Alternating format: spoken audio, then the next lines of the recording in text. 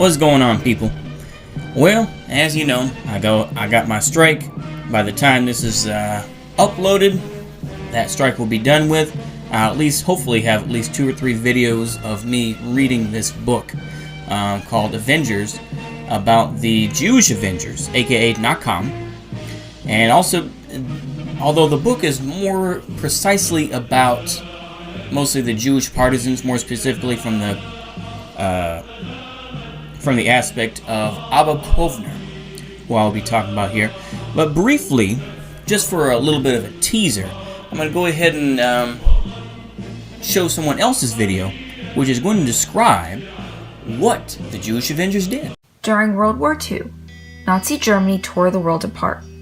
After 6 years, over 6 million Jews had been killed, and the aftermath left most too stunned or too scared to do anything. But not everyone. Some felt that the Nazis weren't punished enough, and would do whatever they felt was necessary in order to ensure that changed. Abba Kovner, a Jewish activist, was determined to take action and show the world that even though his people had suffered so severely, the Jewish community could still take a stand. This motivation brought him to start Nakam, also known as the Jewish Avengers, the partisan resistance group that planned on making former Nazis pay for their actions in a never-before-seen approach. They had one goal in mind: to avenge the lives lost during the Holocaust by killing 6 million Germans. Despite failing, Nakam's extreme efforts and impact inspired the Jewish community to rise up in a time when they weren't sure if they could. Nakam gave them hope that things could, and would, change.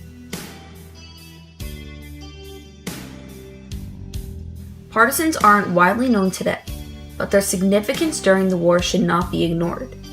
These were elite fighters that used guerrilla warfare and critical thinking to survive in tough situations. When others were too scared to rise up and make a difference, partisans were not. Between 20,000 to 30,000 partisans were found in countries such as Yugoslavia, Lithuania, Belarus, Hungary, Czechoslovakia, Palestine, where Nakam originates, and more. With limited access to weapons, medicine, and shelter, it's surprising how partisans succeeded and survived for so long. This description illustrates how tough, brave, and determined these fighters were. Before Nakam was conceived, there was one group of freedom fighters that went above and beyond to help others. They were known as the United Partisan Organization. The United Partisan Organization, led by Yitzhak Wittenberg, was a resistance movement that worked during World War II. 3 of their most active and notable members were the 3 founders of what would become the Jewish Avengers: Abba Kovner, an activist; Vidka Kepner, a spy; and Roscoe Korczak, an underground fighter. Kovner had been working as one of the higher members of the organization when Kepner and Korczak, her roommate, first moved to Palestine. The 3 immediately became close, and often worked together to help any Palestinian Jew when given the chance. Korczak even attended an activist meeting with Kovner on December 31st, 1941, where he first presented his idea of creating a group of partisans that would act similarly to freedom fighters. He would not start this team until the war was over, and there were still many years to wait before that would happen. As previously explained, the United Partisan Organization was all about helping others, and one of their most significant missions was helping Jews escape the Vilna Ghetto. Thousands of Jews were held there, and they lived under terrible conditions.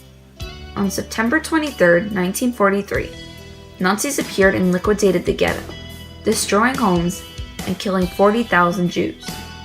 The organization led anyone they could find to the woods, where they would hide and run to safety. They saved hundreds of lives, but not without losing members of their own. Wittenberg was caught and had no option but to surrender himself to the Nazis, but he committed suicide before they could kill him. His tragic and unexpected death left the organization in need of a new leader, and Kovner was elected as his replacement.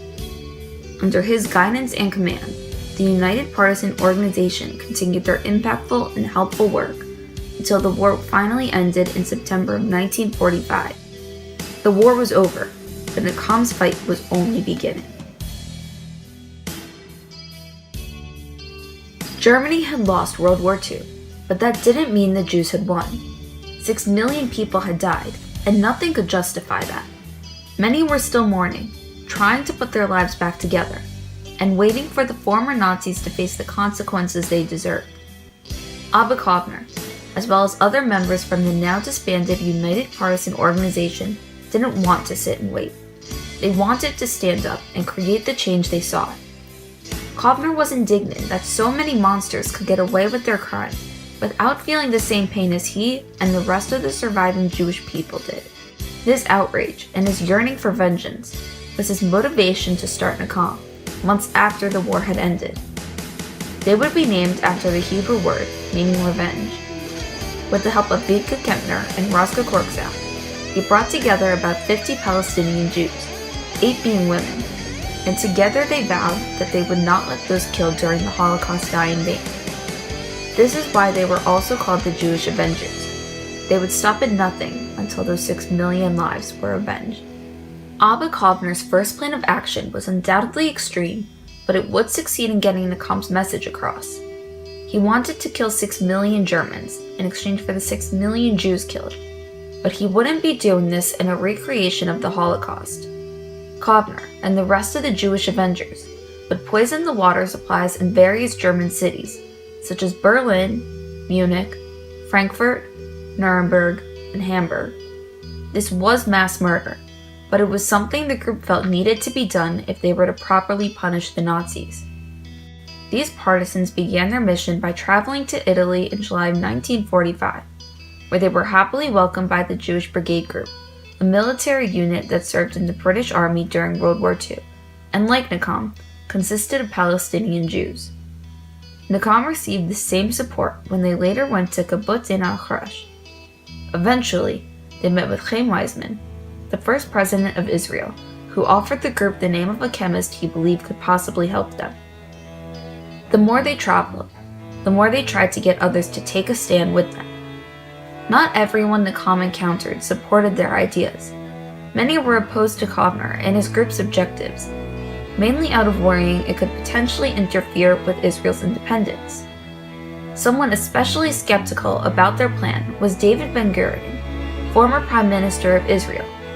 He feared that Nakam's actions, although aimed towards honoring the dead, would consequently block the UN vote that would determine whether or not the Jews would be given a state. Because of this, he tried thwarting their plans, and came close to doing so. Later, in the spring of 1946, just before Nakam was about to poison the water supplies, Kovner waited aboard a ship that would sail to Germany when the unthinkable happened. The Prime Minister had ordered Kovner's arrest, and he was captured before the ship ever reached its destination. Without their leader, Nakam couldn't continue with their plan, but they were too far along to simply restart. Left with no other option, they gave up. But this wasn't the end of their efforts. After being arrested, Kovner managed to contact Kempner, who was in Paris at the time, and he instructed her to take charge of the group and initiate Plan B. On a less devastating scale, 6 million Germans would not be killed if this mission was successful, but 3,000 former Nazis and SS soldiers being held as prisoners at a camp in Nuremberg, Germany would die. Instead of poisoning the water supply, the Jewish Avengers were going to poison a bread shipment that would be sent to the camp. And on April 14, 1946, when the coast was clear, Kempner and the rest of Nakam broke into a bakery, found the bread they were looking for, and did their work. However, they made a crucial mistake. The poison was definitely dangerous and would do damage, but the dosage they used was too low. It wasn't lethal. Reports came in about 2 weeks later, stating that 2,283 prisoners became ill, and another 207 were even hospitalized. Yet, no one had died. Several months later, Kovner was released, and he returned to Palestine. However, the Jewish Avengers' second failure made him realize that continuing their work wasn't in the group's best interest, and they disassembled without success, but also without failure. Many members, including Kovner, Kempner, and Korczak, moved to Israel and settled down. Kovner married Kempner. They started a family. He became a famous poet, and they lived the rest of their lives peacefully. The three helped work on several Holocaust research institutes and museums, including the Museum of the Diaspora in Tel Aviv. Although they didn't succeed in killing Germans like they had planned, this group still accomplished so much. The calm avenged the lives lost during the Holocaust, encouraged the Jewish community to raise their voices, and exhorted others to fight for a belief they couldn't feel more strongly about. At such a devastating time, the Jewish Avengers were one of the first groups to take a stand, which rallied others to do the same. Their actions didn't just affect the Jews that survived the Holocaust, but continues to inspire people today.